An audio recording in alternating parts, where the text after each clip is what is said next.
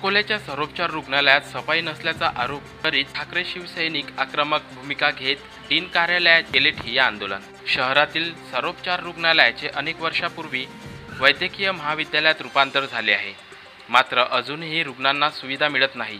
रुग्णालयात स्वच्छता नाही। रुग्णालयाच्या नातेवाईकांनाच रुग्ण स्ट्रेचरवरून घेऊन जावे लागते। नर्सेस रुग्णांकडे लक्ष देत नाहीत।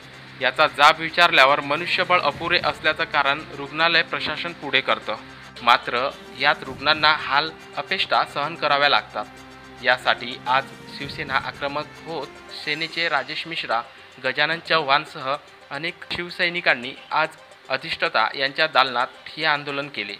यावेळी येत्या 8 दिवसात रुग्णालय सुविधा उपलब्ध करून देण्याचे लेखी आश्वासन रुग्णालय प्रशासनाने शिवसैनिकांना दिल्यानंतर आंदोलन मागे घेण्यात आले। मात्र 8 दिवसानंतरही परिस्थिती बदलली नाही तर पुन्हा शिवसेना पद्धतीने आंदोलन करण्याचा इशारा शिवसैनिकांनी यावेळी दिला आहे। आंदोलन करण्याचा एकच विषय आहे की मागील अनेक वेळा आम्ही या हॉस्पिटलमध्ये इथं आलेलो आहोत आणि जे आपले पेशंट आहेत त्यांना तिथे जे व्यवस्था झाली पाहिजे ती व्यवस्था काही होत नाही। स्वच्छता नाही आहे तिथे। यांचं असं म्हणणं आहे की आमच्याकडे माणसं नाही आहेत। एखादा पेशंट असला की त्याला वाड्यातून दुसऱ्या वाड्यामध्ये घेऊन जायचं आहे, मग त्याला होती वाढवाय नाही आहे तिथे। स्वतःचे घरचे लोक असणार ते त्याला घेऊन जातात। सलाईन लावणारे लोक नाही आहेत। नर्स असतात ते मस्त तिथे बसतात, ते काही हात लावत नाही। हे अनेक इथे विषय आहेत। आमच्या या दवाखान्यामध्ये गोरगरीब लोक येतात, त्यांना असं वाटते की आमच्या इथे जीव वाचणार। आमचं असं म्हणणं आहे की इथे जे कारभार चालू आहे त्यामुळे अनेक लोकांचा जीव इथे गेलेला आहे आणि ते चालू आहे। आमची विनंती होती, अनेक वेळा मी इथे आलो बोललो, जेव्हापासून हे आपले डीन मॅडम आलेले आहेत त्यांनी तर आणखीन सत्यानाश करून टाकलेलं आहे इथे।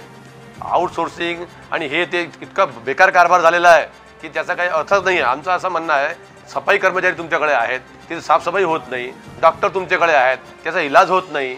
तो पेशंट पूर्ण वाड्यामध्ये फिरत असते की त्याचा काही कोणी वाली नसते। आम्हाला फोन करायला लागते की तुम्ही फोन की या पेशंटला तुम्ही पहा, अशी हे पद्धत चालू आहे।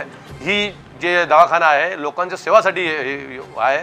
आमची विनंती आहे मुख्यमंत्री शिंदे साहेबांना की कमीत कमी आपल्या राज्यामध्ये ज्या जिल्ह्यामध्ये हे दवाखाने आहेत त्याच्यावर लक्ष द्या आणि तिथे जे लोक मरत आहेत त्यांना कमीत कमी त्यांची व्यवस्था करा, ही आमची विनंती आहे। त्यामुळे आज आम्ही डीन मॅडमच्या चेंबरमध्ये ठिय्या आंदोलन केलेलं आहे आणि आम्ही विनंती केलेली आहे की आम्हाला 7 दिवसात तुम्ही हे लिहून द्या की हे जे आज प्रॉब्लेम आहे हे तुम्ही 7 दिवसात तुम्ही दूर करणार। ते त्यांनी मान्य केलं की आम्ही हे लिहून देतो, कारण की हे फक्त लिहून देतात, त्यानंतर त्यांना माहीत आहे की काही होत नाही आणि ते काही करत नाही।